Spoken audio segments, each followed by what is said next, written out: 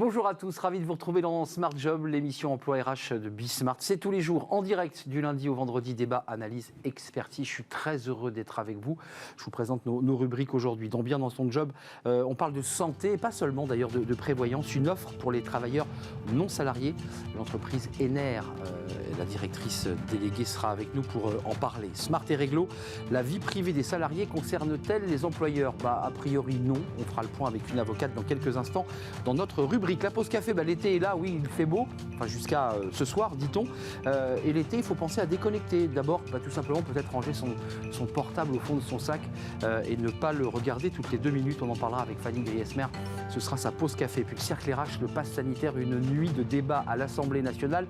Le texte n'a toujours pas été voté. Les débats ont repris ce matin avec des enjeux importants, notamment dans le secteur de la culture. Et nous recevrons Laurent Bentata, le directeur du théâtre Mogador. Il est le président des théâtres privés, de l'association des théâtres privés. C'est vrai que le secteur culturel peut être impacté, je pense aussi au cinéma évidemment, par ces nouvelles contraintes sanitaires. Et puis dans Fenêtre sur l'emploi, on parlera du marché de l'emploi qui se stabilise, nous dit l'agence d'intérim en ligne Mister Temps, des emplois stabilisés pour l'été. Il nous expliquera tout dans quelques instants. Voilà le programme tout de suite, c'est bien dans son job.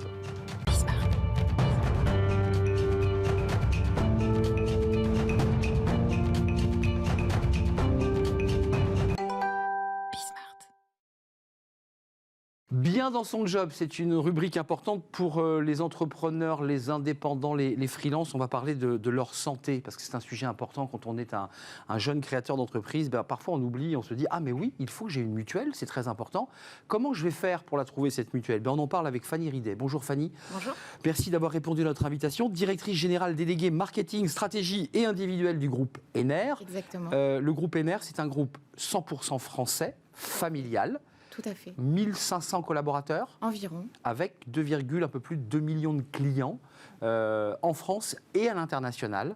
Le sujet que je soulève là, c'est un sujet de préoccupation de pas mal d'artisans, d'indépendants, tous ceux qui ne sont pas salariés. C'est un peu un casse-tête quand même de trouver au départ sa mutuelle. C'est pas simple. C'est pas simple, le secteur n'est pas simple. On essaye de le rendre plus simple et plus facile. Je pense que déjà, il faut savoir qui sont ces non-salariés. Il y en a à peu près 3 millions en France. On parle des artisans, des commerçants, des professions libérales, de tous les freelances, tous les micro-entrepreneurs. C'est une population qui croît. Et effectivement, ils sont moins guidés par l'entreprise qui a un rôle dans la protection sociale en France. Puis eux, ils sont un peu tout seuls, sans vraiment d'obligation, et donc ils doivent s'y retrouver. Il faut le dire, quand on est salarié, quand on signe un contrat de droit privé ou un contrat de droit public, d'ailleurs, l'entreprise, la plupart du temps, vous propose la mutuelle de l'entreprise. Elle est prise en charge à 100% ou à 50%, qui est la règle juridique. C'est plus compliqué quand on est un artisan. Quelle est la proposition que vous faites aujourd'hui chez Ener à ce public en particulier ?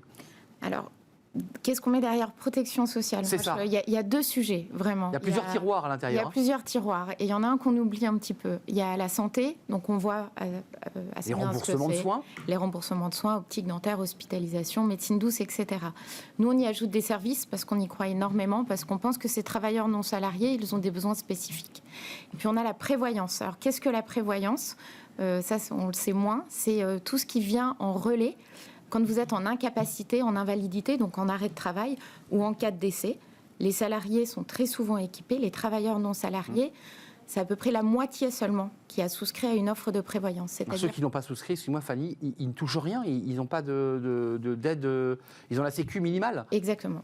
Et sinon, il n'y a rien. Il n'y a pas en cas de décès, les bénéficiaires, la famille, les ayants droit ne touchent rien s'ils n'ont pas souscrit de contrat de prévoyance. Donc vous nous dites que dans cette offre, il y a évidemment une offre de santé à destination, alors adaptée évidemment aux besoins de chacun, ça va sans dire, parce que tout ça se module, mais surtout, vous insistez sur la notion de prévoyance. Tout à fait, parce que la prévoyance, c'est quelque chose auquel on ne pense pas forcément. On se protège contre un aléa de la vie qui intervient heureusement moins souvent qu'un problème de santé ou d'aller chez le dentiste ou chez le médecin pour quelque chose d'assez banal.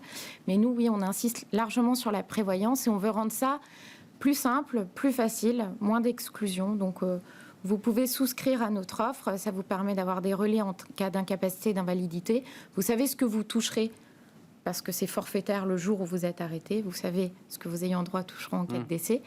Et puis, on n'a fait pas d'exclusion. Donc, si vous avez des problèmes au dos, Il y a beaucoup qui vous excluent. Nous, on accepte tout le monde. Pourquoi ? Parce que c'est très coûteux, ça, pour le... C'est coûteux. Bah oui, parce qu'on va souvent chez le médecin, parce qu'on est en c'est arrêt maladie souvent. Exactement. Les maladies psychiatriques aussi, c'est un problème, ou les sports à risque. Nous, on a essayé de lever au maximum ces exclusions, parce qu'on veut répondre au plus grand nombre de travailleurs non salariés. Alors, vous avez conclu un partenariat avec Concilio, puis il y a un sondage qui est très intéressant, TNS, où le chiffre est quand même assez effrayant. 40% des travailleurs non salariés ne disposent pas de mutuelle complémentaire ou d'assurance prévoyance. 40%. 40%. Ça veut dire qu'il faut qu'ils ne tombent jamais malades. Et quand ils tombent malades, ils payent leurs médicaments et leurs frais de santé. C'est bien de ça dont il est question. C'est bien de ça dont il est question. Sur la prévoyance, ils n'ont plus de revenus. Sur la santé, le taux d'équipement est quand même un peu plus élevé parce qu'on peut aussi être couvert par la mutuelle de son conjoint si son conjoint est salarié. C'est exact. Donc on est quand même un peu plus couvert. Mais en tout cas, souvent, ils ne sont pas couverts spécifiquement et il y a des restes à charge qui sont importants, y compris en santé, au-delà de la prévoyance. Aujourd'hui, le dentaire, l'optique, les remboursements de la sécurité sociale ne suffisent pas sur une monture et des verres. Évidemment. Je pense que vous le savez. Oui, on le sait tous quand on essaie de mettre des lunettes hors métallique, version sécu. Exactement. Il y a une offre, il faut le savoir, il y a une offre sécu. Tout à fait, il y a le reste à charge zéro. Exactement. Obligatoire pour l'opticien de proposer cette paire de... Pour tous les opticiens, voilà. C'est obligatoire. C'est vrai aussi en audio et en dentaire. Mais on peut vouloir autre chose que ce qui est défini dans le reste à charge zéro. C'est intéressant, le groupe Emer, je leur dis, groupe français, familial, il y a quand même une volonté quand même d'aller au plus près des besoins d'une catégorie qui est importante pour notre économie, parce que c'est les entrepreneurs, ils créent de l'emploi, ils créent de la richesse. Et pourtant, c'est un peu le modèle social français, c'est un peu les enfants pauvres du système. Effectivement. Quand même. Effectivement, moi j'appelle ça un peu un trou dans la raquette, mais aujourd'hui il faut qu'ils s'équipent eux-mêmes, si j'utilise un terme un peu technique, mais il faut qu'ils aillent eux-mêmes vers ça. Alors, il y a quand même des réformes, la réforme du régime obligatoire qui leur permet quand même aujourd'hui d'avoir un peu de protection sociale par la structure de la protection sociale française, mais effectivement il faut qu'ils se tournent eux-mêmes pour mieux s'équiper. Et puis il y a un problème de connaissance finalement. Bien sûr, d'accès même à l'information. D'accès à l'information. Évidemment. C'est compliqué. C'est pour un chef d'entreprise qui a d'abord souvent la tête dans le guidon de son développement. C'est compliqué, il faut passer quelques coups de fil. Souvent, on vous demande, c'est ce que vous évoquiez, il y a des maladies qui vous excluent, on fait des barèmes, il y a des tableaux, enfin tout ça reste quand même assez compliqué. Pour la retraite, puisqu'on parle d'un système social très particulier pour les salariés, très protecteur, il faut le dire, il l'est moins pour les professions indépendantes et les freelances. La retraite, là aussi, vous dites, c'est un sujet sur lequel il va falloir travailler. On parle de la prévoyance, on parle de la santé, et très souvent, on parle de la retraite. Exactement. La complémentaire. Tout à fait. Aujourd'hui, le groupe Ener ne travaille pas sur la retraite des travailleurs non salariés, des indépendants, mais c'est une idée, effectivement. Si vous dites que je l'ai dans un coin de la tête, oui, tout à fait. Oui, j'étais sûr parce que cette question des retraites reste l'autre versant de la difficulté pour l'artisan ou pour le conjoint de l'artisan ou la conjointe de pouvoir bénéficier d'une retraite correcte et décente au moment de la retraite. Et c'est pas le cas. C'est un vrai sujet, effectivement. Pour se résumer, Fanny, avant de nous quitter, concrètement, le plus simple pour ces artisans, ces indépendants qui sont en galère, qui se disent j'ai pas de mutuelle, ils vont sur votre site, ils sont pris en charge. Il y a quoi ? Il y a un service client, parce que c'est quand même très important d'être pris en main. Alors nous, on travaille beaucoup avec des courtiers indépendants qui distribuent notre offre, qui sont des experts de la protection sociale, qui vont guider vraiment le travailleur non salarié dans le choix. Ils ont un devoir de conseil, ce qu'on appelle un devoir de conseil. Ensuite, quand ça arrive chez nous, on a mis les services qui vont bien. C'est-à-dire que chez nous, on veut ça simple, on veut ça digital. Vous allez chez le kiné, vous avez une facture, vous la prenez en photo, vous l'envoyez sur l'application, vous êtes remboursé en 48 heures. C'est simple. Ouais, c'est pas mal. Et puis on a ajouté des services de santé autour de la conciergerie médicale, parce qu'on est persuadé que ces travailleurs non salariés, ce sont des dirigeants d'entreprise. Et donc, ils ont des besoins de dirigeants. Ils ont beau ne pas être dirigeants d'entreprise du CAC 40, ça reste des dirigeants. Vous les traitez comme des dirigeants. Exactement, voilà. C'est une vraie volonté. Ouais. On les traite aussi bien que les dirigeants des grandes entreprises, parce qu'on a beaucoup de grandes entreprises dans nos clients. Et les travailleurs non salariés, on les considère vraiment comme des dirigeants. Tiens, avant de nous quitter, c'est le mal parfois des journalistes, le mal de dos, le stress, la fatigue. On va beaucoup chez l'ostéopathe. Vous avez évoqué les médecines douces. Il y a eu un débat, même à l'Assemblée, qui a déremboursé une partie de l'homéopathie. Comment ça se passe chez vous, ce rapport aux médecines douces, ostéopathie, médecine douce, vous prenez en charge ? les médecines douces sont prises en charge. Nous, on va aussi sur le sujet de la prévention. C'est-à-dire que parfois, on y va un peu en curatif. On va beaucoup sur le sujet de la prévention. On y va quand on a mal. On y va un peu en retard, souvent. Et donc, c'est pour ça que nous, on croit au parcours de soins un peu coordonné. Et c'est pour ça qu'on travaille l'aspect prévention aussi dans les offres, avec la mise à disposition de services. Parce que la santé, c'est un sujet, bien sûr, il faut du curatif, mais il faut se prendre un peu en main en amont, puisqu'on sait que derrière, ça permet quand même... on peut résoudre plein de choses en faisant du sport, en faisant attention à son alimentation, en faisant de la prévention. Exactement, mais aussi en ayant des parcours de soins coordonnés, en allant voir la bonne personne. C'est pour ça qu'on a conclu ce partenariat avec Concilio. C'est une conciergerie qui vous permet d'avoir accès aux meilleurs médecins, d'être dans des parcours de soins coordonnés, d'avoir des rendez-vous express avec les médecins. C'est l'enjeu. Et c'est tout l'enjeu. De ne pas attendre 6 mois pour avoir le rendez-vous. Exactement. Alors on a une réalité parisienne, grande ville, qui n'est pas toujours la réalité des provinces et des déserts médicaux. Or, nos travailleurs non salariés, ils sont partout en France. Encore qu'à Paris, il y a aussi des difficultés pour accéder aux médecins. C'est aussi un sujet dans les grandes villes. Exactement. Les déserts médicaux, c'est aussi dans les grandes villes parfois. Tout à fait. Mais notre promesse, elle est autour de la téléconsultation, mais aussi sur le fait d'accéder aux meilleurs médecins. On va vous dire qui est le meilleur médecin pour votre pathologie. Sur ce sujet. Exactement. Ça évite aussi de tourner en rond dans des parcours de soins où parfois on est un peu perdu. Ça, c'est le partenariat avec Concilio. Merci d'être venu nous rendre visite. Allez sur le site, vous faites-vous guider, en fait, tout simplement. On a besoin d'être accompagné sur ce genre de sujets qui sont des sujets très personnels et finalement presque intimes. Merci Fanny Ridet d'être venue sur notre plateau, directrice générale déléguée marketing. Vous avez un long titre, stratégie individuelle du groupe Ener. C'est très long. Merci d'être venu nous rendre visite. Groupe Ener, rappelons-le, groupe français, groupe familial. Et indépendant. Et indépendant, faut-il le préciser. On va faire un peu de droit, tiens, c'est notre rubrique Smart et Réglo. Ça intéresse évidemment peut-être la directrice déléguée. Le rapport à la vie privée, oui, est-ce que la vie privée intéresse les employeurs ? On en parle tout de suite avec une avocate. La vie privée des salariés concerne-t-elle les employeurs ? Je ramasse les copies dans 6 minutes avec Amélie Egel-Dinger. Je l'ai bien dit, vous avez vu, c'est formidable. Avocat en droit social au cabinet PDGB. Merci d'être avec nous parce que c'est un sujet évidemment qui est assez récurrent dans cette relation entre vie privée et vie publique. Le principe de droit, c'est quoi ? La vie privée, pour le dire simplement, est protégée. Exactement. Bonjour Arnaud et merci de m'accueillir sur le plateau. Alors effectivement, ce que dit le droit sur la vie privée, alors c'est un principe, j'ai envie de dire, constitutionnel, qui est protégé par la Déclaration des droits de l'homme et du citoyen et qu'on retrouve aussi également dans le Code civil en son article 9. Chacun a le droit au respect de sa vie privée. Et ça vaut également dans le cadre, finalement, de sa vie professionnelle, au temps et au lieu de travail. Alors ça, c'est le principe. C'est un principe qui a été reconnu à plusieurs reprises, notamment par les juridictions. C'est-à-dire qu'on a de la jurisprudence qui dit que l'employeur ne peut pas sanctionner le salarié pour des faits qui relèvent de sa vie. Alors, on retrouve la notion de vie personnelle.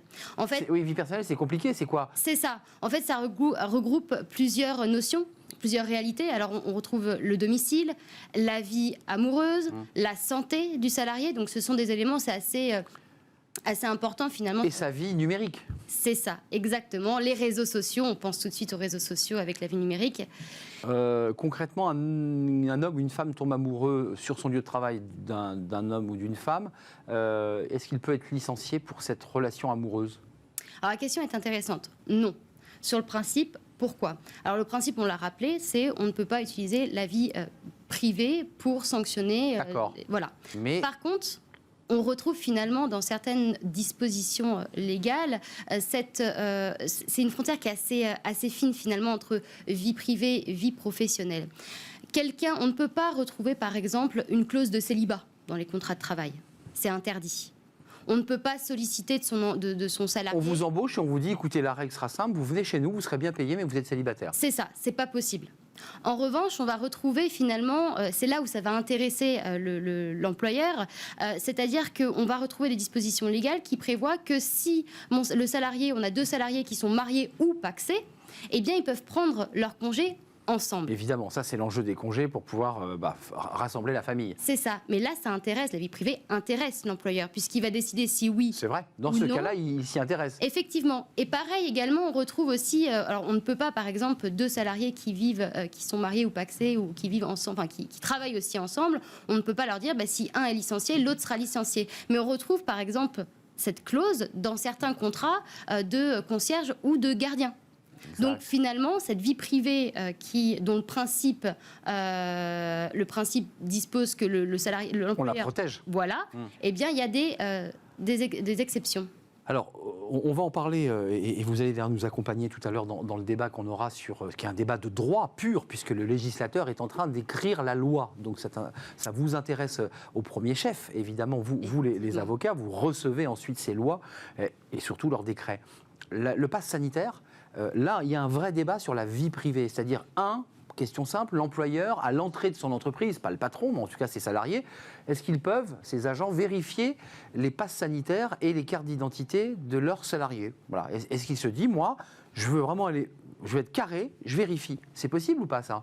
Alors, aujourd'hui, en l'état, alors c'est vrai que le Covid, il faut le dire, le Covid, la période un peu complexe Covid, la vie privée pendant cette période-là a intéressé. C'est la question centrale qui se pose aujourd'hui, c'est est-ce que ça intéresse l'employeur? Effectivement, puisqu'on l'a vu avec le télétravail, par exemple. À un moment donné, alors bien évidemment, on a l'accord national interprofessionnel qui va vous dire que ça n'empiète pas sur la vie personnelle. D'ailleurs, on a des palliatifs, c'est-à-dire que l'employeur va, en concertation avec le salarié, prévoir des plages horaires pour éviter de contacter son salarié pendant qu'il travaille en dehors des heures de travail. Mais on a eu cette question qui s'est posée en amont de pass sanitaire et de ce projet de loi-là, notamment lorsque on a demandé aux salariés de démontrer, de prouver et d'apporter la preuve à son employeur qu'ils ne pouvaient pas travailler en télétravail parce qu'ils gardaient leurs enfants. Exact. Et Premier confinement. C'est ça. Et donc cette question-là, déjà, est-ce que la vie privée intéressait l'employeur? La réponse a été oui. De fait, il n'a pas eu le choix. Mais oui. Puisqu'ils ont dû garder notamment ces preuves-là. Et tenir compte de l'argument de « il a un enfant, il ne peut pas travailler ». En cas de contrôle. Bien sûr. Après, on a eu cette deuxième question qui s'est posée suite donc pareil dans ce contexte de Covid, qui était est-ce que je peux tester la température de mes salariés en amont, en arrivant au sein de l'entreprise? Ça commençait par la température, c'est exactement. Et sur cette position-là, on avait tant le gouvernement que la commission nationale d'informatique et liberté qui nous disait la chose suivante, ce n'est pas une obligation et vous ne devez pas garder ces informations-là puisque ça concerne la santé du salarié. Santé du salarié, je vous ai dit, vie privée. Aujourd'hui, données confidentielles que l'entreprise n'a pas à connaître. Effectivement. Et là, on arrive sur donc, ce projet de loi qui a été, pour l'instant, validé par le Conseil d'État, qui est en cours devant le Parlement. Il discute sur ce projet de loi et qui pose durement, d'ailleurs, effectivement cette question-là. Pour l'instant, à la lecture du projet de loi, j'ai envie de dire, la vie privée, le pass sanitaire qui finalement est dans cette vie privée, eh bien, concerne finalement l'employeur à l'instant T. Juste une dernière question avant de nous quitter et avant de retrouver Fanny Griesmer pour sa chronique, j'allais dire d'été, estivale. Un salarié qui passe trop de temps sur ses réseaux sociaux, je pense à Facebook notamment, je pense à Instagram, et qui, entre guillemets, met sa vie en scène sur ses heures de travail, ce qui est assez réel, c'est un cas très pratique. Est-ce que l'employeur peut dignement le licencier parce qu'il considérerait que sa vie personnelle ou privée, son loisir numérique, empiète sur la qualité de son travail? Alors, le principe, on ne peut pas licencier. Ça, je l'ai rappelé plusieurs fois. Après, si ça cause un trouble objectif à l'entreprise, l'employeur peut le licencier. Et c'est l'exemple... Pour quel motif?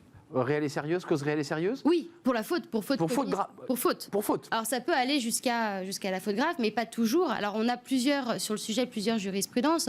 On a cette dernière jurisprudence sur Facebook où on avait un salarié qui travaille dans une enseigne de textile pour enfants qui avait publié une photo en 2015, je crois, qui portait atteinte finalement également à la société et qui a été licencié. Le licenciement a été retenu par les juges. Exact. De la même manière, alors là, on n'est pas sur Facebook, mais on est sur d'autres réseaux sociaux où on avait des salariés en dehors du temps et au lieu de travail qui avaient organisé une soirée. Exact. Qui avait filmé avec des propos racistes et qui... Marque connue d'ailleurs. Exactement, marque connue, et qui derrière, finalement, ça a été porté à la connaissance. Et en fait, on a pu finalement faire le lien entre la société et ces salariés-là, et qui ont été licenciés. Licenciements qui ont été également justifiés. Merci Amélie. Le droit est protecteur en France. C'est ce qu'on entend à travers la voix des avocats et votre voix. Le droit est protecteur et la vie privée et personnelle du salarié est quand même très largement protégée par le droit du travail.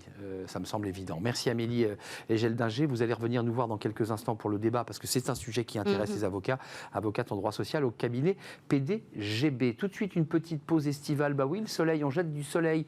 Il faut savoir déconnecter. Fanny Griesmer va nous donner quelques conseils. Bah oui, il faut déconnecter un tout petit peu quand on est en vacances.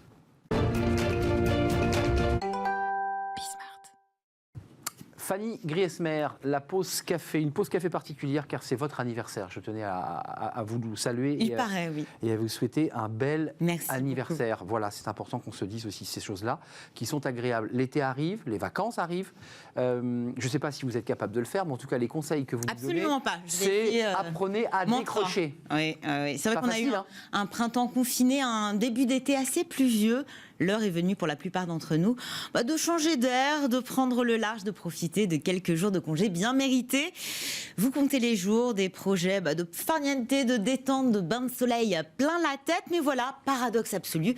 Une fois installé dans votre transat, une limonade dans la main, lunettes de soleil sur le nez, voilà, vous ne pouvez pas vous empêcher de regarder vos mails professionnels sur votre portable. Partir en vacances loin, c'est bien, mais ça ne sert pas à grand-chose si votre tête, elle, reste au bureau. Il y a un peu de benchmark. Les Français, dans cette espèce de panorama des touristes occidentaux, ils décrochent pas ? Ils ont beaucoup de mal à décrocher, déconnecter complètement pendant les vacances. Ça semble totalement impossible, en tout cas pour près de 7 Français sur 10. Selon un sondage réalisé l'été dernier par la plateforme de recrutement par intérim CAPA, 71% des Français répondent aux mails ou appels professionnels pendant leur congé. 35% lisent leurs mails au moins une fois par jour. Et oui. 10% de façon hebdomadaire. L'angoisse sans doute de se retrouver un petit peu sous l'eau et sous les mails à leur retour. Ils ne sont que 6% seulement à couper les ponts avec leur messagerie professionnelle. Le coupable, il est tout trouvé. Il est là, devant vous, Arnaud, le smartphone. Celui qui nous relie en permanence avec notre travail et qui nous suit absolument partout, y compris en vacances, bien sûr. Mais pourquoi on a autant de mal ? Pourquoi c'est si compliqué, Fanny ? Pour nous tous, faut le dire. Pour nous tous, on pense forcément à la pression qui nous laisse assez peu de répit. Une pression qui va même au-delà, en réalité, au-delà des soucis du bureau et des dossiers que l'on peut avoir à gérer, puisque 27% des sondés ont peur de perdre leur emploi s'ils ne restent pas en contact avec le bureau pendant leurs vacances. Je trouve ça assez inquiétant. 20% déclarent qu'ils le font parce que leurs collègues font de même, ou commencent à se sentir coupables de décrocher.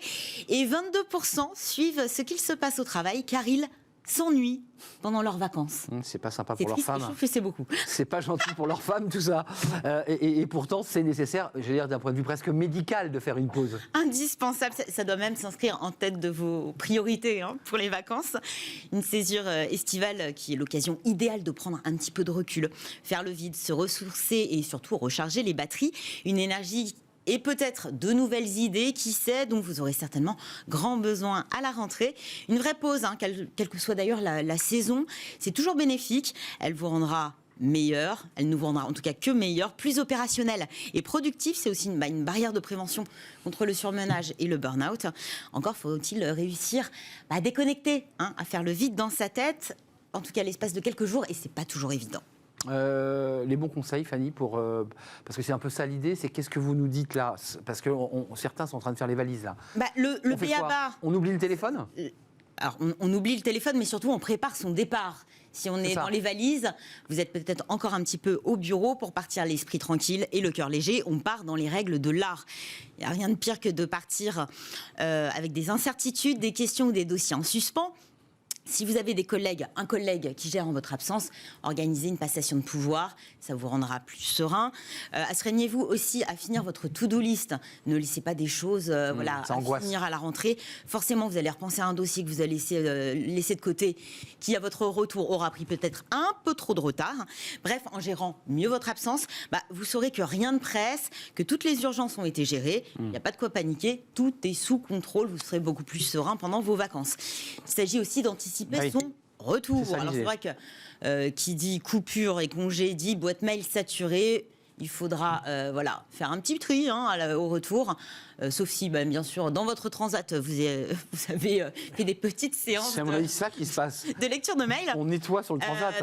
En revanche, pour y voir un petit peu plus clair pour votre retour, vous pouvez vous faire une pré-to-do list. Vous aurez réuni sur un même... Pré-to-do list, une pré-to-do list. Un petit bout de papier où vous avez toutes les missions qui vous attendent. Petit conseil, moi je trouve très important, éviter de caler une présentation, un rendez-vous important, une grosse réunion le jour de la rentrée ou même le lendemain. Ça vous évitera de vous gâcher la fin des vacances. Et puis le boost de la rentrée, on l'a tous, ça risque de l'accentuer. Il s'agit aussi, et vous en parliez, de couper le cordon. C'est ce fil électronique qui vous retient au travail. Alors c'est vrai que chacun a ses obligations, mais essayez de dire adieu autant que possible à tout ce qui pourrait vous faire replonger. Si vous avez un portable professionnel, laissez-le au bureau. Si vous avez votre portable personnel avec votre messagerie pro, désynchronisez les notifications, comme les autres notifications. Facile à dire, pas facile à faire, moi je vous le dis. Je sais bien, mais en tout cas, essayez de déconnecter et de rester sur le chemin de la détente autant que possible. Et puis surtout, c'est les vacances, profitez-en pour ralentir. J'ai envie de dire, et je trouve ça assez drôle, exercez votre droit à buller. Vous avez le droit pendant les vacances. Il s'agit de casser la routine, en fait. Vous avez déjà un rythme assez soutenu dans le quotidien et toute l'année. Ne rien faire, ne rien programmer, ne rien planifier, c'est ça aussi les vacances. Vous pouvez faire ce qu'il vous chante, vous ne rien faire du tout. Lâcher prise pour de vrai, c'est possible. C'est ce qu'on va essayer de faire, Arnaud, n'est-ce pas? Alors, essayez, en tout cas, cette année, de décrocher sans culpabiliser, parce que le break est vraiment salutaire. Et ça, c'est important à souligner. Ça vous permettra de remettre les compteurs à zéro, de repartir du bon pied, si ce n'est de plus belle à la rentrée. Bon, écoutez, il y a beaucoup de choses qui nous attendent à la rentrée. Bon, on va essayer de suivre tous les conseils de Fanny. C'est pas si simple. Je vais moi-même essayer de les appliquer. De lâcher, c'est ça. Lâchez donc votre téléphone et regardez plus vos mails. Je ne sais pas si c'est possible. Essayez de le faire en tout cas. Et puis si vous êtes sur vos lieux de vacances et que vous nous regardez, passez de belles vacances évidemment et profitez bien. Profitez, soufflez. Merci Fanny d'être venue sur le plateau pour cette avant-dernière émission de la saison, puisque demain ce sera la dernière émission de la saison.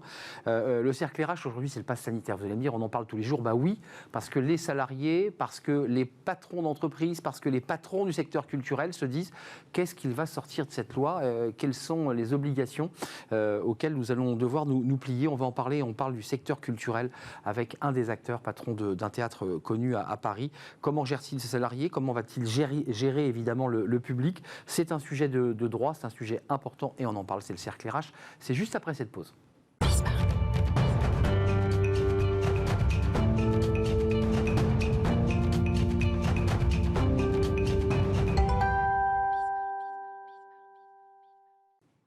Le cercle RH, notre débat, le pass sanitaire, la vaccination obligatoire, le contrôle par les entreprises de leurs salariés, de leur public, de leur clientèle, c'est un casse-tête. Et le casse-tête a lieu en ce moment même à l'Assemblée nationale parce que le débat s'est poursuivi une partie de la nuit et a repris ce matin à 9h. Donc le projet de loi sur le pass sanitaire n'a pas encore été voté.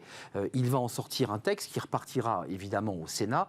Et puis très rapidement, la semaine prochaine, j'imagine, tout le monde saura à quoi il doit s'attendre. On en parle avec mes invités parce qu'il y a les entreprises privées et puis il y a le secteur culturel qui a dû fermer, qui a doucement réouvert et puis de nouveau qui risque d'être confronté là très rapidement à cette question du pass sanitaire. Laurent Bentata, merci de revenir sur notre plateau. Bonjour. C'est un vrai plaisir de vous accueillir, directeur général Stage Entertainment France, directeur du théâtre Mogador et vice-président du syndicat national des théâtres privés ou du théâtre privé.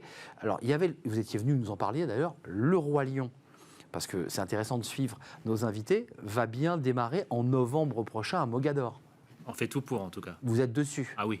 On commence, là on a une saison de essayage costume samedi. Donc là, ça commence à sentir bon. Avec des internationaux qui viennent, donc on est dedans là. Donc ça veut dire que le public peut commencer, à partir du moment où la billetterie sera... Elle est ouverte. Oui, donc vous pouvez commencer à réserver. C'est un spectacle qui est parti des États-Unis, c'est ça, international, hein. Tout à fait.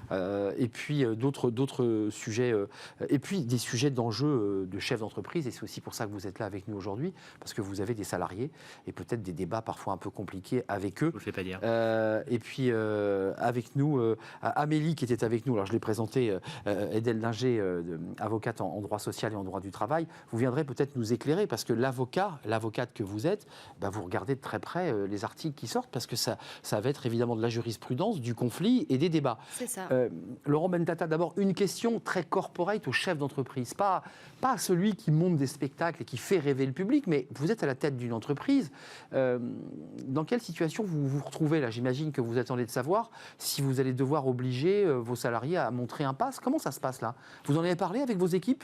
Oui, on en parle. Alors, on le fait vraiment à tâtons parce qu'on ne sait pas, on est dans le flou, donc on communique beaucoup. De toute façon, aujourd'hui, on a besoin d'accompagner nos salariés. Donc, on a besoin d'être présent avec eux et on le ressent, hein. C'est la préoccupation principale, surtout dans ces secteurs d'activité. Les perspectives ont mis du temps à se dessiner. Elles sont encore avec des points d'interrogation, hein, puisqu'on est toujours sous couvert de... l'épidémie n'est pas derrière nous encore. Excusez-moi, je vous coupe. À Mogador, la règle, avant que la loi soit sortie, elle n'est pas encore sortie, qu'est-ce que vous imposiez? Une jauge très faible, une place sur deux, comment ça... Alors, il n'y a plus de jauge maintenant, donc il n'y a plus de jauge, donc on peut ouvrir à 100%. Alors nous, on n'a pas... Avec masque? Avec masque, obligatoire, contrôle, gel hydroalcoolique, le protocole habituel.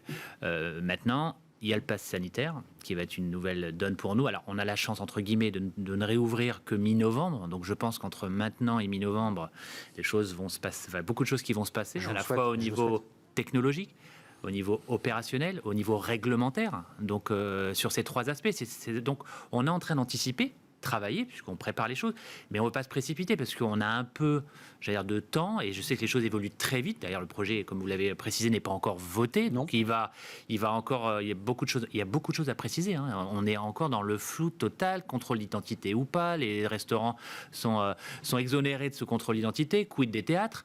On ne sait pas trop. J'ai vu hier un reportage au Rex, dans le 2e arrondissement, le Grand Rex, sur l'obligation de...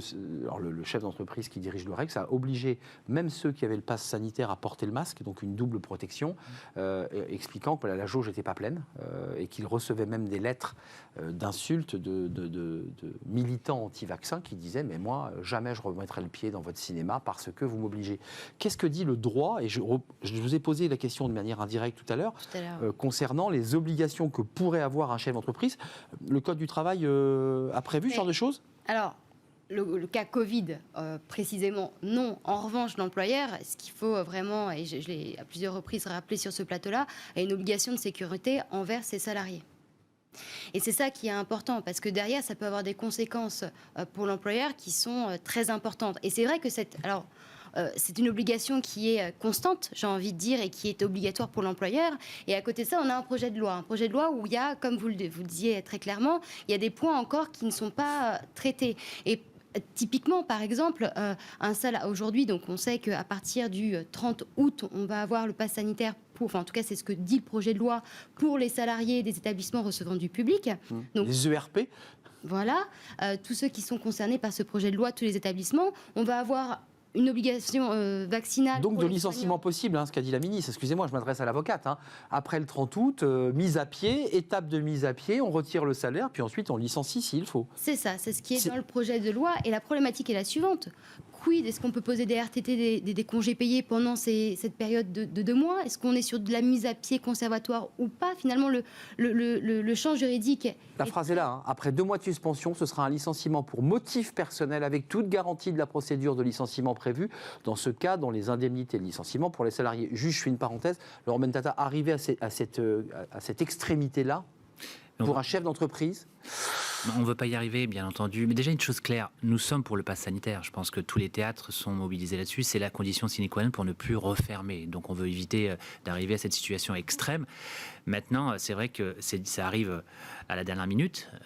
Opérationnellement, c'est compliqué. Donc j'ai cru comprendre que le Premier ministre allait mettre une certaine tolérance et indulgence au début, parce qu'il le faudra. Techniquement, les petits théâtres, pour eux, c'est compliqué. Nous, on est un grand théâtre, ok, mais les petits théâtres qui sont ouverts actuellement, nous, c'est pas notre cas, mais... Ils font comment ? C'est difficile de mettre en place. Comment vous devez faire 3 filtres pour accueillir le public ? Filtre sanitaire, filtre sécurité, billetterie. Alors ça marche quand vous êtes une grande salle. 3. 3. Les 3 ne peuvent pas se faire par le même opérateur, j'allais dire. Il faudrait que technologiquement, alors ça va arriver, ça arrive déjà, mais qu'une technologie puisse lire un code barre billetterie et lire un code barre sanitaire. Donc tout ça doit se mettre en place. C'est pas en une semaine. Donc que ça veut tout dire va qu'à se développer. Mogador, on passera par 3 SAS. Un premier qui serait sanitaire, pour être sûr que la personne peut avancer. Un deuxième pour des questions de sécurité, j'imagine, de fouille, je l'imagine. Puis un troisième pour vérifier s'il a bien le billet, c'est ça ?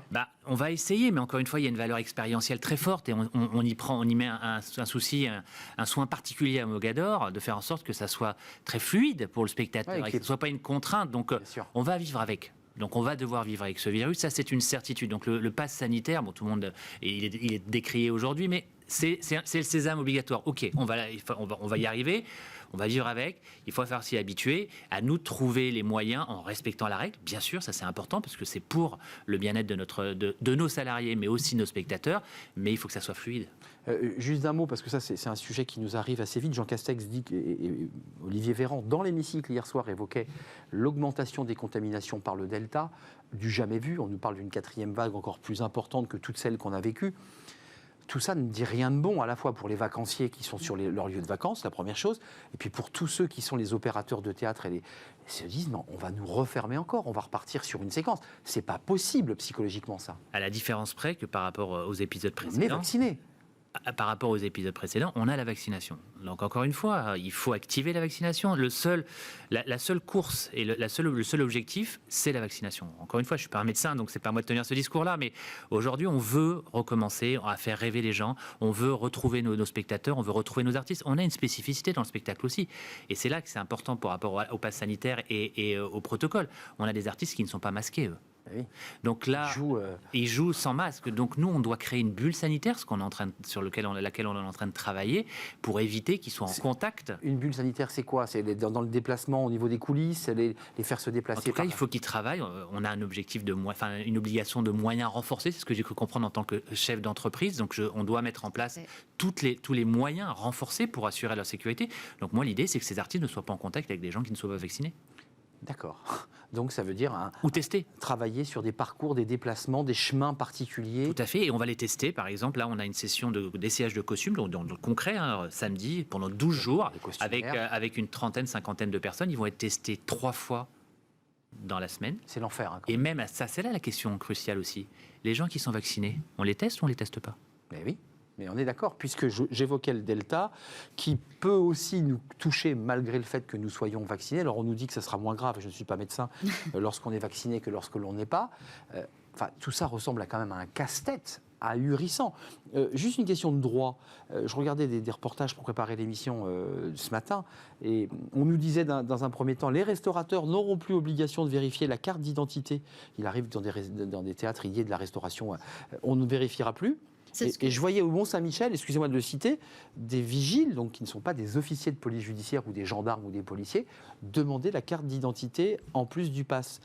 Concrètement, Madame l'avocate, qu'est-ce que dit la loi ? Le projet de loi ne dit rien sur ce point-là. C'est flou. Je crois, hier soir, Jean Castex qui disait que justement on traitait cette question d'identité et qu'il n'y aurait pas de contrôle d'identité. Mais aujourd'hui, sur le projet de loi... Rien. C'est encore à préciser. Par exemple, typiquement, quand on parle pour les salariés, on parlait tout à l'heure au bout de 2 mois, si c'est l'épée de Damoclès. C'est licenciement. Très bien, mais quid des salariés protégés ? Ceux qui sont censés avoir l'aval de l'inspection du travail. C'est-à-dire les délégués du personnel, pour ne pas les citer. C'est un grand point d'interrogation. Exactement. Alors sur le pass sanitaire et justement le contrôle d'identité, il y a dans le projet de loi, je me suis renseigné parce que c'est cette problématique, nous, est-ce qu'on va devoir faire... Il y a marqué, les mêmes personnes chargées du contrôle devront procéder à un contrôle de concordance avec un justificatif prouvant l'identité du détenteur du pass. Cette concordance pourrait s'effectuer par toute pièce dotée d'une photographie et d'un nom. Il ne s'agit pas d'un contrôle d'identité. Il faut m'expliquer la différence. C'est drôle. Le législateur qui se dit, bon, on n'a pas le droit, mais on va quand même essayer de le trouver. Parenthèse, je précise, et ça intéresse le législateur et l'avocat, le Conseil d'État, sur ce texte, sur cet avant-texte, a validé. C'est-à-dire que le Conseil d'État a validé ce document. Donc on vous dit, vous faites un contrôle d'identité sur même la carte Sécu, puisqu'elle tient, je crois, la carte verte, elle a une photo. Donc ça marcherait. Mais ce n'est pas un contrôle d'identité. Donc vous dites quoi à vos salariés? Pour l'instant, il est urgent d'attendre. Attendons de voir la fumée blanche qui sortira de l'Assemblée. Pas encore des décrets. Enfin, il faut aussi attendre les décrets qui vont sortir, qui vont préciser justement plus clairement ce qu'on entend par contrôle d'identité ou pas, ce qu'on entend par finalement bien préciser ce projet de loi. On est quand même pour les salariés, c'est à partir du 30 août, avec des précisions qui vont devoir intervenir. Vous réouvrez fin novembre, c'est ça? Mi-novembre. Donc d'ici mi-novembre, il y aura des décrets qui seront parus pour pouvoir bien expliciter finalement les termes de ce projet de loi. Je pense au film, parce que je sais que évidemment le cinéma, le théâtre, c'est un univers. Les comédiens sont souvent des acteurs par ailleurs. Je pense au film Kaamelott. Enfin, j'ai des interviews de son réalisateur qui a mis 3 ans à faire ce film et qui disait quelques jours avant sa sortie, bon, évidemment, patatras, quoi. Si de nouveau on a encore des galères, et on s'aperçoit que les cinémas ne sont pas remplis. C'est dur. Enfin, je veux dire, vous êtes aussi un exploitant de salle, vous faites rentrer du public. Il y a cette question-là, quand même. Il y a un enjeu économique. On investit quand on fabrique un spectacle. Il y a un enjeu, mais enfin, moi, je veux rester positif et optimiste. Je pense que le public et les Français ont montré leur résilience, quoi. Au début, on parlait du masque en disant « mais jamais, jamais on portera le masque ». On a porté le masque, donc les gens vont y arriver. On va s'approprier le pass sanitaire parce que c'est le seul sésame pour vivre. Donc, et le gouvernement, bon, l'a mis en place, hein, et ça va mettre du temps. Je pense qu'il y a encore plein de zones, il y a plein de réglages. Ok, mais on va devoir aller là-dessus et on va devoir se faire vacciner. Je pense que c'est la seule condition et on va vivre avec ce virus. Il faut arrêter de croire qu'il va disparaître du jour au lendemain. Donc ça veut dire que vous préparez, vous, Laurent Bentata, à la tête de Mogador, à une séquence longue où on va devoir, lorsqu'on ira au spectacle, s'habituer à ces 3 sas que vous avez évoqué tout à l'heure, parce que visiblement c'est vers cela que vous allez. Tout à fait, et à nous de le rendre le plus avec le sourire, en accueillant les gens, et à la fin, quand ils seront, je pense qu'ils vont encore plus apprécier le spectacle. Donc que cette bulle, celle-là, voilà, il y aura on parle de bulle sanitaire, on va créer une bulle émotionnelle qui sera encore plus forte. C'est une expérience. C'est l'enjeu, exactement, c'est l'enjeu des spectacles. Donc je pense que ça a encore plus de valeur. Avant de nous quitter, quand même, c'est important. Je ne cherche pas à vous dévoiliez des secrets internes, mais est-ce que vous avez eu des débats avec des salariés? Parce que ceux qui vont être en accueil public, parce que les théâtres, c'est un ERP, vous accueillez du public, est-ce qu'il y a des salariés qui vous disent, parce que beaucoup aujourd'hui d'exploitants de cinéma disent, j'ai reçu des lettres terribles, d'antivax, de gens très militants, plus de 120 000 personnes dans les rues le week-end dernier, peut-être plus ce week-end encore. Est-ce qu'il y a des salariés avec qui vous avez cette discussion? Vous leur dites sincèrement, voilà, là tu te mets en danger, quoi. Oui, on l'a, mais je pense que globalement la majorité des Français sont pour le vaccin. Oui, c'est vrai. La majorité des Français vont être pour le pass sanitaire. Il y a des récalcitrants. Il y en a dans les entreprises, donc on en parle. Oui, j'ai des discussions, mais progressivement, on leur a fait comprendre avec certaines souplesses, mais qu'ils ne pourront pas vivre autrement. Donc à un moment donné, leur vie va être limitée. Oui, c'est assez concret. Hein. Vous serez dehors, quoi. C'est clair. Et puis des gens qui accueillent le public chez nous. Pas le choix. Moi, ce que je vais vouloir pour assurer nos spectateurs, c'est de mettre 100% de mon personnel est vacciné. Et ça va être un argument de communication. C'est évident. C'est-à-dire le panneau qui permet, il y a des villes, je crois qu'il y a Nice qui avait lancé cette initiative, elle me semble intéressante.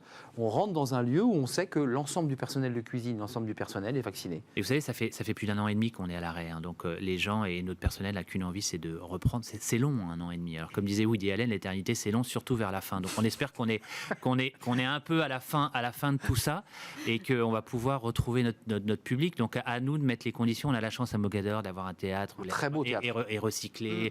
Donc on a des arguments, sanitaires pour pouvoir faire face à tout ça. Et le public est pour l'instant là. Il y a plus de presque 50 000 personnes qui ont acheté déjà un billet pour le Roi Lion. Déjà, oui. 50 000. Ouais. Donc et qui souhaitent revenir et ça va reprendre. Là, c'est une période creuse, c'est l'été. Septembre va être le mois crucial, je pense. Ça va être le mois test. Juste d'un mot.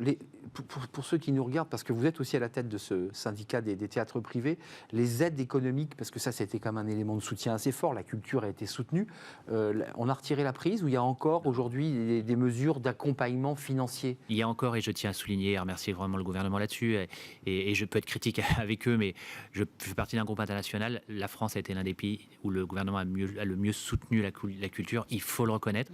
C'est pas terminé. Là, il va falloir nous aider. Parce que pour mettre en place le pass sanitaire, c'est des coûts supplémentaires, des coûts technologiques, des coûts humains. Parce qu'il faut les tablettes. Le premier filtre, il va falloir ajouter du personnel. Donc c'est du personnel et sur du long terme. Donc il va falloir nous aider pour les passes sanitaires aussi et pour les protocoles pour les artistes et pour nos salariés. C'est des moyens supplémentaires. Donc oui, l'aide, on ne peut pas l'arrêter. Il va falloir soutenir jusqu'à ce que la reprise soit totale. Le Roi Lion, Théâtre Mogador, c'est dans le 9e arrondissement. C'est un spectacle à partir de mi-novembre, déjà pas mal de personnes qui ont déjà acheté leur billet. Allez-y, c'est un spectacle incroyable. Je ne l'ai pas vu, mais vous m'en avez parlé. Vous viendrez. Bien sûr que je viendrai voir ce spectacle. C'est les 3 films. Vous nous en avez tellement parlé de ce spectacle sur le plateau. Et une pièce de théâtre, non? Et il y a aussi au Théâtre de Paris, non? Au Théâtre de Paris, bravo, vous êtes bien renseigné. Les producteurs de Mel Brooks, mis en scène par le talentueux et le charmant Alexis Michalik. Donc tout un programme aussi, le 2 décembre. Grand écrivain par ailleurs, on ne le dit pas. Exactement. Dans ce dernier livre magnifique. Et personnage charmant. Exactement. Personnage incroyable. Juste un petit mot, Amélie, avant de nous quitter. J'imagine que là, vous rentrez au bureau et que vous commencez un tout petit peu à regarder ce qui se dit, parce que je pense que les avocats sont sollicités par les entreprises. Oui. Les entreprises vous disent, mais nous, qu'est-ce qu'on fait?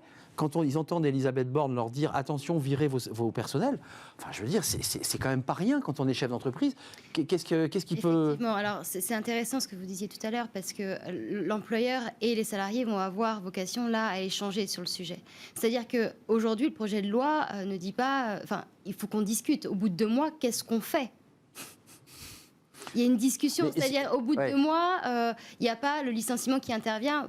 Vous n'avez pas le sentiment que les mots du président de la République sont allés un peu au-delà du droit et qu'ensuite le droit essaie de faire rentrer tout ça, on essaie de faire rentrer un peu le carré dans le rond? Parce que c'est vrai que les mots d'Emmanuel Macron étaient durs, étaient forts, étaient engagés. Puis ensuite, les juristes derrière doivent dire, mais attends, on ne peut pas faire rentrer ça dans... Et c'est ce qui se passe aujourd'hui à l'Assemblée, vous êtes d'accord? C'est compliqué. Aujourd'hui, par exemple, si on prend l'exemple des soignants. Les soignants, on veut leur imposer le vaccin. Oui. Ils ont déjà une liste de vaccins obligatoires. Ils ont déjà une liste de vaccins 7 vaccins ou 8, je crois. Alors 4 pour eux, dont l'hépatite B par exemple. Et nous, personnes lambda, on a aussi des vaccins qui sont obligatoires. Donc on a finalement dispositions législatives qui permettent ça, finalement. Mais là, on ne part pas sur le pass sanitaire, on passe sur la vaccination obligatoire, ce qui est déjà un peu différent. Mais c'est ce qui est intéressant tout à l'heure, c'est que justement, le pass sanitaire, ce n'est pas que le vaccin. Bah oui. Donc, il y a aussi, je pense, en interne, ce n'est pas un licenciement de facto. C'est un licenciement qui va intervenir après discussion. C'est ça. Donc, des étapes avec la RH. Si on arrive au licenciement. Donc, c'est l'ultime décision ou étape d'un processus, j'imagine, assez long, comme le fait Laurent Bentata en off, c'est-à-dire sans formaliser. Tiens, écoute, franchement... On est dans la recommandation au début, dans l'accompagnement, on peut mettre en place des choses, des tests... Essaie de faire, vraiment, ça serait mieux. Tout à fait. Voilà, et ensuite on formalise, j'imagine, lorsque le salarié vous dit, moi je suis vraiment un militant, j'y crois pas, je ne veux pas de ce vaccin dans mon sang, parce que c'est de ça dont il est question. C'est ça, et je pense que prochainement, là on est à l'Assemblée, donc on va bientôt avoir le texte de loi, et qui devra encore être validé par le Conseil constitutionnel. Enfin, par le Sénat, retour, Conseil constitutionnel. On y sera en mi-novembre, je crois, c'est bon. Vous êtes parfait pour le Roi Lion. C'est très bon pour le Roi Lion. Bon timing. Donc voilà, on aura des précisions dans les prochains jours, là aujourd'hui encore avec l'Assemblée nationale, qui pourront nous éclairer, je pense, un peu plus que le projet de loi actuellement. Amélie Egel-Dinger, merci d'être venue nous rendre visite sur le plateau avocat au cabinet PDGB. Et puis je remercie encore Laurent Bentata. Vous êtes le patron de Mogador et à la tête du syndicat national du théâtre privé Le Roi Lion. N'oubliez pas, si cet été sur le Transat, vous regardez votre smartphone, on peut aussi prendre de la billetterie sur vos smartphones. C'est possible. Et ça sera mi-novembre au théâtre Mogador. C'était un plaisir de vous accueillir. On termine l'émission avec Fenêtre sur l'emploi avec une entreprise digitale d'intérim qui va nous dire que le marché estival s'est stabilisé. Qu'est-ce qu'ils veulent nous dire? Il va tout nous dire dans quelques instants.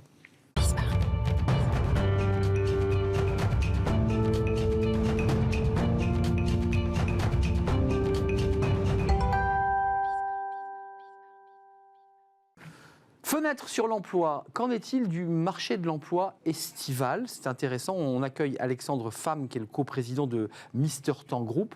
Mister Temps Group, c'est une entreprise d'intérim digitale? Mister Temp est un groupe d'intérim. Mister Temp comme temporaire. effectivement. Temporaire. On a un groupe d'intérim digitalisé, effectivement.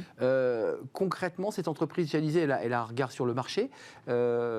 Pourquoi vous dites aujourd'hui que le marché estival est plutôt stabilisé? On a pourvu toutes les offres. Moi, j'ai quand même vu pas mal d'articles qui disaient tension sur tel secteur, l'agriculture ne trouve pas, la restauration galère. Qu'est-ce que... Alors, on a effectivement, alors c'est un peu le paradoxe du marché de l'emploi en France, hein, et on dit toujours que l'intérim, c'est un indicateur avancé de l'emploi. Autant on avait des craintes par rapport à du chômage, une manque de commandes il y a quelques mois encore. Aujourd'hui, clairement, il y a une tension sur le marché de l'emploi où on peine à pourvoir les besoins. En particulier, il y a des secteurs qui étaient déjà protégés par la crise. Je pense à la santé, je pense à la logistique, sur lequel on continue à avoir un petit peu de croissance. Et puis, on a des secteurs qui sont repartis de façon très forte. Je pense en particulier, évidemment, à la restauration, mais aussi au retail, vous savez, tous les magasins de distribution qui sont repartis très, très fort de ce point de vue-là, et sur lequel, paradoxalement, on manque de candidats pour pouvoir tous les besoins des secteurs qui existent. Alors ça, ce sont des éléments qu'on découvre dans ce baromètre, puisque c'est votre baromètre, c'est le baromètre de juillet 2021 qui a été fait par Mr Temp, et on en voit évidemment les secteurs en hausse depuis 2 mois, l'industrie, la logistique, le BTP, le retail, la restauration, plus 24. Ça, très concrètement, pour que ceux qui nous regardent comprennent et se disent, mais c'est pas ce qu'on nous dit dans d'autres médias, ce sont des secteurs qui ont embauché, mais sur lequel il y a encore des tensions, on est bien d'accord. Exactement, on a embauché, voilà. Il y a des tensions encore aujourd'hui, donc les chiffres seraient encore bien plus hauts si on arrivait à trouver tous les candidats pour voir les besoins. Donc on n'a pas fait le plein dans ces secteurs. On n'a pas fait le plein dans ces secteurs-là. On est d'accord. Loin de là. Avec à nouveau, ce qui est intéressant, c'est qu'il y a beaucoup de contrastes dans cette reprise. On a des secteurs qui sont très porteurs, des entreprises qui sont très porteuses. On a également d'autres secteurs qui continuent à souffrir. Je pense en particulier au monde de l'industrie, avec la croissance elle est plus faible dans notre indicateur, beaucoup lié à des pénuries de composants qui vont parfois en fait grever la croissance de certains groupes industriels. Il y a d'énormes tensions sur les composants électroniques, puisqu'on en a parlé sur ce plateau avec la Chine, évidemment, qui absorbe, la Chine et les États-Unis qui absorbent ces composants et qui créent des tensions. La rentrée, parce que ça c'est un baromètre de juillet, oui. Donc encore une fois, on le redit, les secteurs qu'on vient de citer cherchent encore dans la restauration. La rentrée de septembre, vous la regardez comment? Notamment à travers votre fenêtre d'intérim, d'agence intérim digitale. Alors, j'ai une nature assez optimiste parce que la tendance de fond reste comme très positive. Maintenant, évidemment, on voit les premiers nuages s'accumuler en termes d'incertitude liés évidemment à la reprise effectivement de l'épidémie, le variant Delta, qui crée un petit peu d'anxiété, on le voit chez nos clients, qui se disent mais si jamais malheureusement on repart en période de confinement, eh ben, on va devoir effectivement malheureusement mettre un peu le frein sur la partie emploi. Ce qui d'ailleurs, et c'est un des intérêts de l'intérim, permet de conjuguer à la fois un besoin à court terme qui est très fort, mais avec une période d'incertitude, il faut le dire également, sur le besoin à moyen terme. D'ailleurs, Alexandre Pham, c'est tout l'intérêt aussi, peut-être, j'imagine, des bons résultats de votre entreprise en matière d'intérim. C'est parce que l'employeur n'a pas de visibilité, donc préfère, j'imagine, aller vers des contrats courts d'intérim. Alors, on a des contrats courts, tout à fait. Il y a des contrats courts, mais également, ce qui est intéressant, c'est que grâce à la plateforme digitale qu'on met à disposition de nos clients, même l'expression du besoin se fait dans des délais extrêmement courts. C'est-à-dire dans les magasins, on a des demandes qui tombent pour 40 personnes le soir à 16h pour le lendemain matin 9h. Et grâce aux outils digitaux, on contacte des centaines de candidats par SMS pour avoir des réponses quasi instantanées pour pouvoir couvrir ces besoins. Incroyable, c'est-à-dire qu'en moins de 6 heures, puisqu'il y a la nuit quand même qui s'écoule, vous réussissez à mettre 30, 40 personnes dans un magasin, à peu près OP. Il y a plus de 60% de nos besoins qui sont pourvus entre 4 et 6 heures maximum. Ce qui fait votre force, on a bien compris, c'est à la fois le digital, ça va plus vite, et la capacité de faire des SMS à votre fichier client. C'est bien fait, au fichier des personnes qui cherchent un emploi, c'est ça? Exactement. La vraie différence du digital, c'est d'abord d'aller adresser des candidats nouveaux, puisqu'ils s'inscrivent via un smartphone de façon extrêmement rapide et réactive. On bien aussi que dans les périodes de mobilité intersectorielle, c'est extrêmement important. Et puis la réactivité, pour effectivement pouvoir contacter les candidats très rapidement et que les clients puissent exprimer leurs besoins de façon très simple, très intuitive et très rapide. Vous êtes aussi dans un réseau d'agences de proximité. C'est vous mixez les deux quand même. Le credo de Mr Temp, c'est digitaliser, sans déshumaniser. C'est-à-dire qu'en fait, on a quand même quelqu'un qui nous parle. Exactement. On cherche à lier le meilleur des deux mondes, entre à la fois le digital qui est important et puis cette dimension locale, humaine, qui est extrêmement importante dès qu'on va chercher des profils complexes sur lesquels rien ne vaut quand même les relations avec le pôle emploi local, la maison de l'emploi, les centres de formation locaux pour en trouver vraiment la pépite rare. Avant de nous quitter, vous dites angoisse des entreprises qui ont une visibilité un peu faible aujourd'hui à cause de ce delta qui arrive. Et les salariés vous disent quoi aujourd'hui? Parce qu'on le voit en parlant avec des restaurateurs, ils nous disent je ne trouve pas de main-d'œuvre parce que mes salariés ont vécu 1 an dans une situation d'un certain repli, pour ne pas dire certain repos, une réflexion intérieure et ils ont renversé la table. Il y a quand même des inquiétudes là sur ces secteurs. De l'aide à la personne, c'est la même chose. Oui, il y a des secteurs qui avaient des formes de pénibilité en termes d'horaire, en termes de week-end. Il faut dire les choses. Voilà. C'est vrai dans l'hôtellerie, c'est vrai dans la restauration. On travaille quand les gens s'amusent. Et puis, exactement, ils sont des gens qui ont amené à découvrir d'autres métiers dans la logistique, avec des horaires de commande, cadrés. Des horaires différents, cadrés, des métiers intéressants, nouveaux qu'ils ont pu découvrir. Et c'est vrai qu'aujourd'hui, lorsque on fait appel à des gens pour des missions, effectivement, le samedi dans la restauration, on a des gens qui auparavant travaillaient dans le secteur, qui disent finalement j'ai goûté autre chose, ça m'intéresse de rester dans ce nouveau secteur que j'ai découvert et de pas travailler samedi. Difficultés et pas travailler samedi dans les conditions qui sont proposées. C'est une réalité. Donc c'est une réalité qui risque à mon avis de s'aggraver dans les mois qui viennent parce que ces personnes-là n'ont pas envie de changer de cap et vont rester sur leur ligne. C'est compliqué. Ou alors une nouvelle population. Après, vous savez, je trouve ça aussi intéressant de créer la mobilité intersectorielle. On dit toujours en France que les gens sont cloisonnés dans une profession, un secteur, etc. Les mobilités sont créées de façon un peu forcée. Ensuite, à chaque employeur, à chaque secteur, de se réinventer en termes d'attractivité pour attirer aussi d'autres personnes. C'est pas non plus les jeunes aujourd'hui qui manquent en termes de recherche d'emploi. Et grâce à ce digital, vous les touchez, j'imagine, beaucoup plus facilement. On va beaucoup plus simplement, beaucoup plus rapidement, effectivement. Merci Alexandre Pham, coprésident de Mister Temp, comme temporaire groupe, avec du digital, on l'aura compris, mais du réseau, du présentiel, parce que c'est important d'avoir quelqu'un, un monsieur ou une madame Mister Temp. Et puis je rappelle que l'entreprise a été lancée en 2009, elle commence à avoir quelques années, avec Rémi Sultan. C'est important de le citer. Merci, c'est un vrai plaisir de vous accueillir. Vous étiez déjà venu dans notre émission il y a quelques mois. Merci d'avoir répondu à notre invitation. C'est la fin de l'émission. Merci à vous, merci à vos réactions, merci à tous ceux qui réagissent sur la toile et évidemment sur l'ensemble des réseaux sociaux. Merci à Fanny Griesmer et à toute l'équipe. Merci à Kylian pour sa réalisation. Merci à Amanda pour le son. Merci à Pauline Gratel et à Emma pour l'accueil invité. Voilà, l'équipe est au complet.